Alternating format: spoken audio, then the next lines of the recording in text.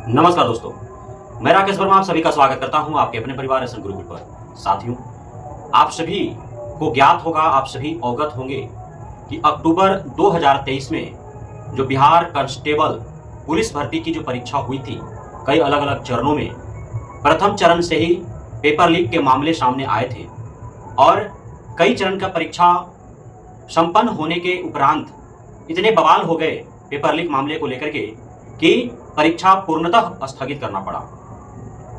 जिस प्रकार अभी बीपीएससी टीआरई 3.0 के पेपर लीक हुए, व्यापक तौर पर इसके खुलासे किए गए, कई जगह छापेमारी कर सैकड़ों शिक्षक अभ्यर्थियों को पकड़ा गया, आधा दर्जन से भी अधिक पेपर लीक माफिया पकड़े गए।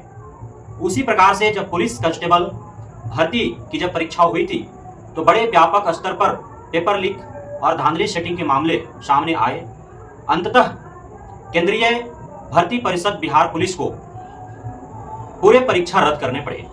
उस समय के पुलिस भर्ती परिषद जो था, उसके जो अध्यक्ष थे सिंघल साहब, उन्हें सेवा मुक्त कर दिया गया था, पद से हटा दिया गया था उनको। लेकिन इस बार जो पेपर लीक हुए बीपीएससी टीआरई 3.0 का, इस समय पता नहीं क्यों ऐसा संजोग था या फिर प्रयोग, यह समझ से बाहर रहा।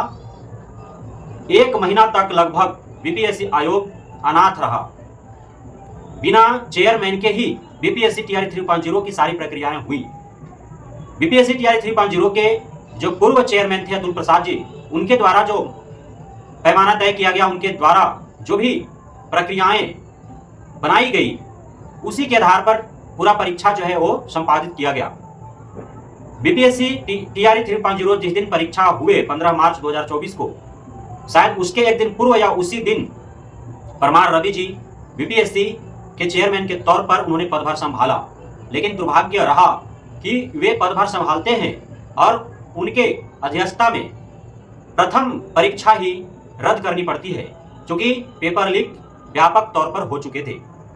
तो अब कायदे से यह होना चाहिए कि चाहे वो बिहार कांस्टेबल पुलिस भर्ती हो या फिर बीपीएससी टीआरई 3.0 हो, जिस भी परीक्षा के पेपर लीक हो, उस पेपर लीक मामले में संलिप्त चाहे जितने भी बड़े अधिकारी हो, पदाधिकारी हो, कोई जनप्रतिनिधि हो, सांसद हो, विधायक हो, मंत्री हो, या फिर अन्य कोई बड़े कोचिंग संचालक हो, बड़े शैक्षणिक संस्थानों के संचालक या निर्देशक हो, जो भी हो, सभी के लिए कानून एक है, संविधान एक है। गलत जो करेगा उसका परिणाम उसको भुगतना पड़ेगा। लेकिन ऐसा हो नहीं रहा है। बिहार कांस्टेबल पुलिस भर्ती की बात किया जाए तो जिस समय वह भर्ती परीक्षा हो रही थी, उस समय जो तत्कालिक जो उस परिषद के, उस बोर्ड के, बिहार कांस्टेबल पुलिस भर्ती परिषद के जो अध्यक्ष थे सिंघल साहब, उनको तो उस समय पद से हटा दिया गया, उन पर जांच भी बैठाए गए। उस समय बिहार आर्थिक अपराध इकाई के द्वारा एक एसआईटी गठित कर और उसमें संलिप्त तमाम जितने भी संदिग्ध अधिकारी, पदाधिकारी या अन्य लोग थे, उनसे पूछताछ लगातार जारी रहा। हाल ही में सिंघल साहब से उनसे पूछताछ हुई थी, उन्हीं के आवास पर, सरकारी आवास पर जाकर के, और एसआईटी की टीम ने उनसे लगभग 1 घंटे तक पूछताछ की थी। तमाम प्रकार की जानकारियां जुटाया गया उनके द्वारा, उनके माध्यम से। हालांकि सिंघल साहब ने एसआईटी के जितने भी अधिकारी थे उस जांच कमेटी में, उन सभी को भरपूर उन्होंने सहयोग किया और हर संभव उन्होंने जो भी सवाल किए गए उनका उन्होंने संजीदगी से जवाब दिया। कितना सही और सटीक था वह तो ईओयू ही जाने, लेकिन सहयोग उन्होंने किया। जब जब पूछताछ उनसे हुए तब तक वे कनी नहीं काटे, बल्कि सामने मूर्खता से वे जो है पेश आए और सामना किया उन्होंने। कई लैपटॉप वगैरह भी जो है वो जब्त किए गए थे जब पेपर लीक हुए थे। तो जो भर्ती परीक्षा परिषद जो बोर्ड था, वहां से कई प्रकार के लैपटॉप वगैरह, कंप्यूटर वगैरह, अन्य टेक्निकल सामग्रियां जो है जब्त किए गए थे। उससे तमाम तरह के साक्ष्य और सबूत प्राप्त हुए थे कि किस प्रकार से इस प्रकार जो है, जब इतने सेफ्टी से प्रश्न पत्र रखे गए, बावजूद इसके कैसे आखिर प्रश्न पत्र लीक हो गया। सिंघल साहब पे प्रश्न यही उठ रहा था, जब इतने सख्ती से सारे प्रक्रियाएं होती हैं, बावजूद इसके आखिर कैसे प्रश्न पत्र लीक हुए। तो तमाम तरह के आर्थिक अपराध इकाई जो है वो पूछताछ की, जांच किया, सवाल कहां बने, कहां छपे, जहां सवाल बना वहां से प्रेस तक जाने और वहां से फिर भर्ती बोर्ड तक आने और उसके बाद विभिन्न सेंटरों तक जाने, अर्थात प्रत्येक गतिविधियों की जांच हुई, अलग अलग लोगों से पूछताछ हुई, तमाम तरह के साक्ष्य और सबूत प्राप्त हुए। अब उसका परिणाम तो भविष्य तय करेगा, कौन कौन इसमें संलिप्त रहे हैं, सिंघल साहब दोषी हैं अथवा नहीं है। लेकिन अब सवाल यह उत्पन्न होता है कि जब बिहार पुलिस भर्ती परीक्षा पेपर लीक मामले का जब अभी जांच चल ही रहा है, हाल ही में जब सिंघल साहब से पूछताछ हुई है, अभी वे संदिग्ध हैं, संलिप्त नहीं भी हैं तो संदिग्ध हैं, वे अभी पूछताछ उनकी चल रही है। अभी पूरी तरह से अंतिम स्थिति में, निर्णय की स्थिति में अभी बिहार आर्थिक अपराध इकाई के एसआईटी टीम नहीं है, तो बावजूद इसके सिंघल साहब को आखिर क्यों एक अन्य पद पर उनको पदभार संभालने हेतु जिम्मेदारी दे दी गई। अभी सिंघल साहब को बहुत बड़े ओहदे से सम्मानित किया गया है, उनको नवाजा गया है। अब इसमें सवाल उत्पन्न होता है कि कोई भी संदिग्ध व्यक्ति जो इस प्रकार के मामले में संलिप्त रहने की संदेहास्पद स्थिति में हो और उसको अभी जांच की घेरे में होते हुए अभी जांच भी पूर्ण न हुई हो और उन्हें एक अलग विभाग का निर्देशक बना दिया जाए, अध्यक्ष बना दिया जाए, तो यह भला कैसे स्वीकार्य हो सकता है? सोचने वाली बात है। फिर तो इस प्रकार की जो घटनाएं होती है वह तो आम हो जाएगा और पूरे भर्ती का काम तमाम हो जाएगा।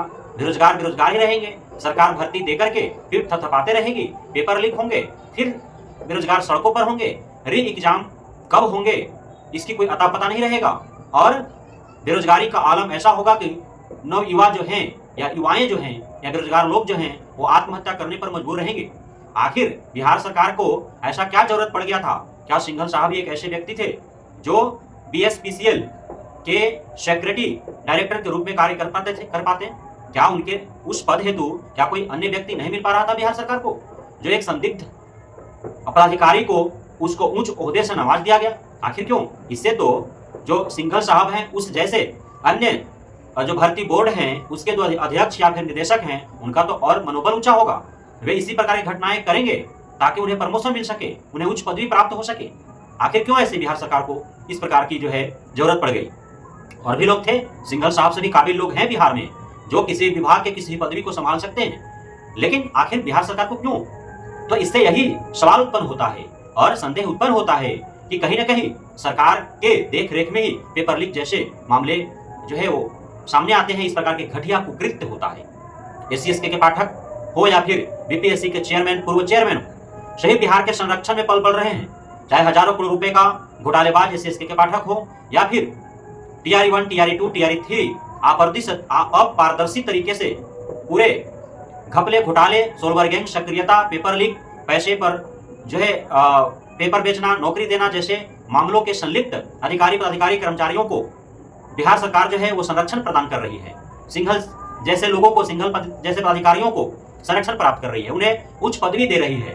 तो इस प्रकार कैसे आखिर बिहार सरकार पर भरोसा किया जाए? आर्थिक अपराध इकाई पर क्या भरोसा रखा जाए कि जो संलिप्त उच्च पदवी के जो आला अधिकारी होंगे, पदाधिकारी होंगे, जो प्रतिनिधि होंगे, जो नेता होंगे, मंत्री होंगे, विधायक होंगे, यदि उनकी संलिप्तता पाया जाता है तो उन पर कार्रवाई होंगे और आगामी किसी प्रकार के भर्ती के परीक्षा पेपर लीक नहीं होंगे। यह कैसे आखिर भरोसा जताया जाए, विश्वास बनाया जाए सरकार के ऊपर? तो बिल्कुल ही यह घटिया प्रकार के कार्य है बिहार सरकार का कि बिहार सरकार जो है वो पेपर लीक मामले में संलिप्त और संदिग्ध लोगों को उच्च पदवी से नवाजा जा रहा है। दूसरी तरफ बेरोजगार जो है, बेरोजगारी का सितम वो झेल नहीं पा रहे हैं और आत्महत्या करने पर मजबूर हो रहे हैं। इस प्रकार की सरकार यदि बिहार या फिर किसी भी राज्य या फिर केंद्र स्तर पर रहे तो फिर हमारे देश का दुर्दिन ही रहेगा, दुर्भाग्यपूर्ण ही रहेगा। हमारा देश जो है वह बर्बादी के कगार पर, बर्बादी के मोड़ पर खड़ा हो जाएगा। इसलिए आप सभी को वर्तमान में चल रहे लोकसभा चुनाव में अपने वोट के चोट से और आपके साथ जो भी अन्याय हो रहा है उसका प्रतिरोध जताने का प्रयास करें। जाति, धर्म, भाषा, क्षेत्र, मंदिर, मस्जिद, हिंदुस्तान, पाकिस्तान, हिंदू, मुस्लिम, गाय, गोबर, मूत्र जैसे मुद्दों से ऊपर उठ करके और बेरोजगारी, महंगाई, किसानों की समस्याएं, महिला असुरक्षा, पेपर लीक, भर्ती कैलेंडर जैसे मुद्दे के ऊपर जो है आप सभी वोट करें। तभी जाकर के आपके वोट का चोट का जो मार है वह जब नेताओं के ऊपर पड़ेगा तभी उसमें समझ आएगा कि किस प्रकार से उन्हें रवैया करने चाहिए बेरोजगारों के साथ, किसानों के साथ, महिलाओं के साथ, आम जनमानस के साथ, मजदूरों के साथ किस प्रकार के न्याय करने हैं। बहुत बहुत धन्यवाद आप सभी साथियों का हमारे साथ जुड़े रहने के लिए, बने रहने के लिए, इतना प्यार देने के लिए, हम पे भरोसा बना रखने के लिए। जय हिंद।